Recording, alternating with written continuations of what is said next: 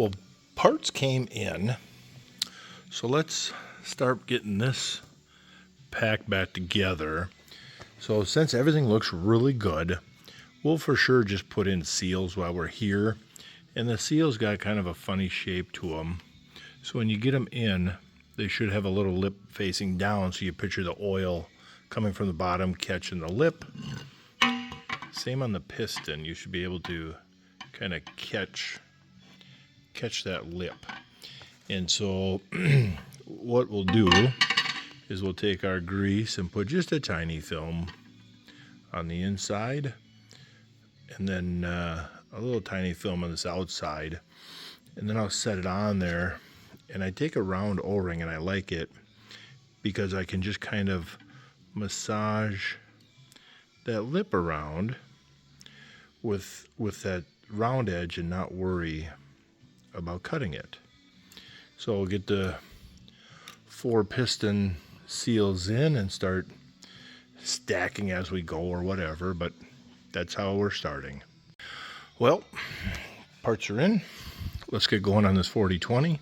4320 is out, and these packings, you can kind of see how they make a little lip, and same on this one.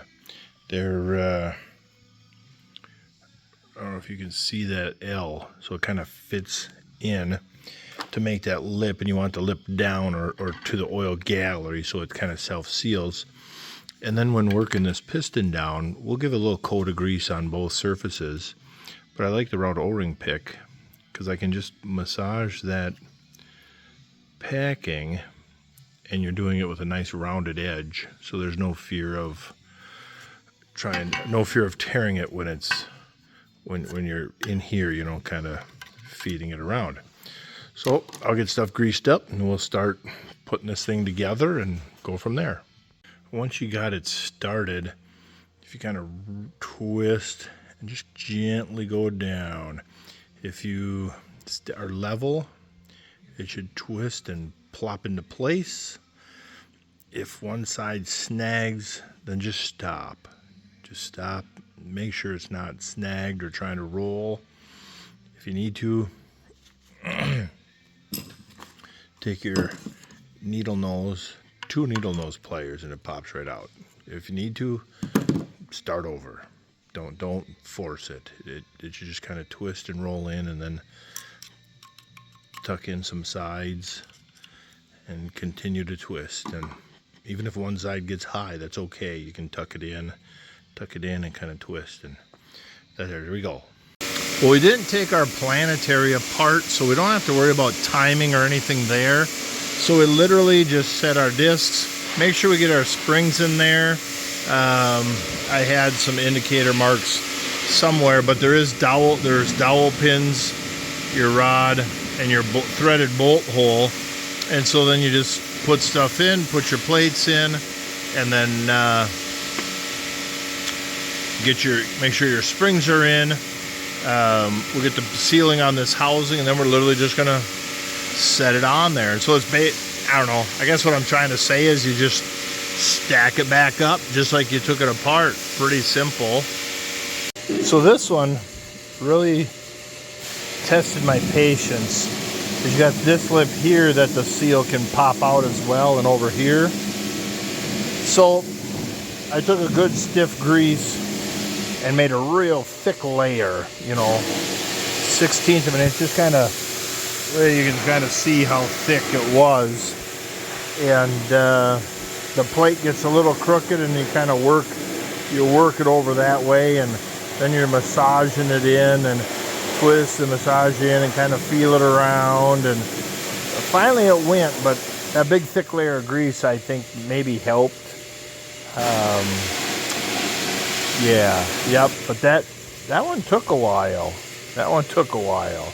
But he's good to flip on top, and then we'll get the rest going. These springs here are different than the others, and these are a little so these are a little bit different than these, so you got to keep them springs organized. you can clearly see how much shorter. We have a snap ring here. So normally you have a compression tool, but this one isn't quite the right size. So I just flip it over, use a couple nuts, and just patience, and just take it down slow, but make sure you have a lot of thread because this whole spring fits into this little area. So you need that couple inches of extra thread up top. So when it's compressing, you're taking it apart, you don't want an inch up here. You want several inches up here. Just be careful. You can also use PVC. If you got the right size of PVC tubing, you can put hose clamps around it to stiffen it up. You can spot weld the nuts if you want to help. This piston has a steel ring. So I put just some spring tension and just worked around. And if it started to push back out on this side, I gave it just a little more tension and just kept working around. And pretty soon it had enough downforce that when you got to this end and pushed that last little bit in, then pop, she bounced down. So we'll just crank him down, put the snap ring in, and he's ready to go on. Well, there we go. He's back together. Loctite, 35 pounds on the 3/8. Loctite, 25 pounds on the 5/16. Now if I hit here, you see that one come down, and it holds pressure pretty good. That's pretty good. Go to the next one. Holding pressure pretty good.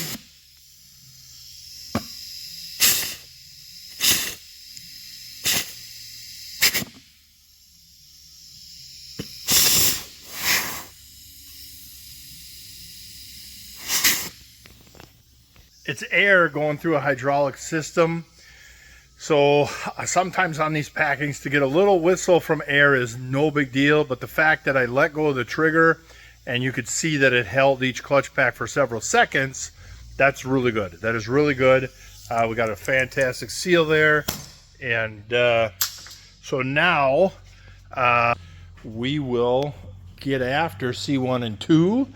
And since we got our compression tool still here, I'll spin around, and I already got the new seal installed on the shaft, the pump cover here. It's your transmission pump right there. So I got the new seal installed there. I got new rings in the box of parts. But before we get going, we'll pop these pistons out and put the packings on them pistons, and that's what this one's welded up for. Should fit these a little better than what I was just dealing with, but yeah. Well, there we go. I had to use a piece of plastic hose clamp to give it some strength, cut a couple notches, and allowed it to get in there. The plastic was just a whisker smaller than the distance of the snap ring to that. So you kind of get in there with a screwdriver, and what I did was started one end of the snap ring here and kind of get it tucked in the groove, and then with your two hands, you know, you're pushing with the pliers, you're pushing this end of the snap ring around, and with the screwdriver you're tucking it in as you go, and it worked out all right. I should have made this groove another 1/4 inch wider. If I would have made it 1/4 to 1/2 inch wider, I probably would have had enough room for pliers to get in there, but it's in there, sealing rings in there, we're good to go.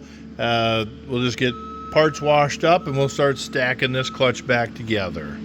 All right, let's get this C1 and 2 together. So all the pistons got the packings and seals in them, and we got a new shaft seal here, and then I like to tuck grease into that seal lip area. Gives a little bit of lubrication there. The hydraulic pump, I like to put grease in here because there's that 1 second that everything's spinning before oil gets drawn up here. And so grease inside the gear, and then he can go in there. The outer one, I can't do it one-handed. So they're that simple. The packing, I don't know if I can do it one-handed on here, but he doesn't fit. See how it just doesn't fit good. So if you flip it upside down to put this in, it falls off. So get him in here, and then we want this hole and that hole to line up, and the grease in here also help hold them gears in place. And we'll set him in something like that, and then we just got to time it to get the one bolt through that back. And we'll get that bolt cleaned up, Loctite up, get that installed, and then we'll flip this over and start getting this thing put together. So we got the pump together bolt Loctite, 25 pounds. The original bolt would not get to 25 pounds, so I replaced it with another bolt. Sometimes when tightening up on a packing, if it gets tight but it just won't tighten there, then sometimes double check that the housing is square and that the packing is still in place. But if all that looked good, then just swap the bolt. Now is the time to remember, when you took this apart, you dropped these two balls on the floor and you're like, shoot a pickle, where did they come from? They came from right here and here. And them are the only two spots on the face of this plate that have a little hole. And so what will happen if you forget to put them two balls in, the balls plug them two holes, and if you forget to put them in, C1 and 2 will run low on pressure, and 7th and 8th gear will be slippery. Don't ask me how I know, but I remember 20 years ago, 25 years ago, making that mistake. So yep, so this will come out, this comes over, balls go in, or now it's spun on me, balls go in, and then I'll get the gaskets out, I'll get the gasket on, and then lay him on top of that. So we got our old plates are set aside, our new plates are in, our hub is in, our bolts are in and torqued to 25 and Loctited. This hub, just grease it up good with the new sealing rings, and it just slides on pretty easy. Steps right there, nothing to see here, folks, kind of deal. And then this plate, we'll get this plate cleaned up. He can only go one way because of the dowel pins and stuff like that. And then our housing here, your C2 side and your PTO, at a quick glance it looks the same, but there's a slight difference to the depth here. That's because your C2 runs 5 plates and your PTO runs 4. So we'll say this is your PTO because it's shallower. But we'll get this plate on and then get this PTO stacked up and then slide this housing on. Well, we got her all together. Lots of Loctite, 25 pounds. Find that hole, and the whistle, believe it or not, is coming between the two plates here. There's enough flex in steel that even though we're bolted down in here, it still allows it to leak there. But we don't hear leak up here. And then come over to this one. You should see that top.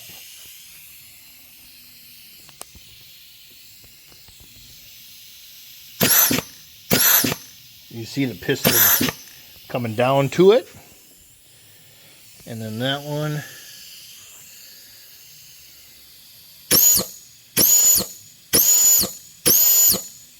There we go. There we go. So he should be good to go. And so what we got to do is get my wash wand out and go get a couple quarts of diesel fuel and wash all this down. And then we'll start making that pack in here, but I don't think we'll get that today. I'll get that washed down today, but it's the end of the day. So yeah, our transmission packs are together, and then before we put him in, you can't forget, you got your 4 O-ring locations, 1, 2, 3, 4.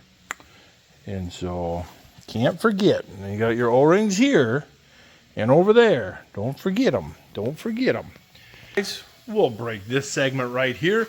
Next time we see each other on this tractor, we'll be putting it together. We'll be putting it together here to then split it here to put it together in here. We still got to pull this clutch housing off and this shift valve housing off. Regulating valve housing kind of valves in there. And give that a good cleanup. And then she'll be a solid tractor again. And then just get our shift valve bolted back on. A lot of work yet, but she's getting there. Well, the day's not quite over. So I cleaned this up. Sprayed everything down with diesel fuel. Looks really good.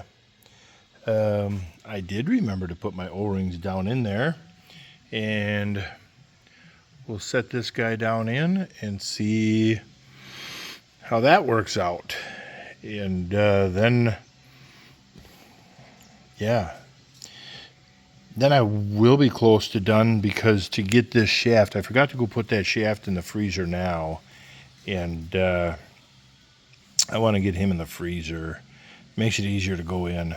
So let's just get this down, and then we got a couple bottle calves to go feed milk to, and then go home and go to bed.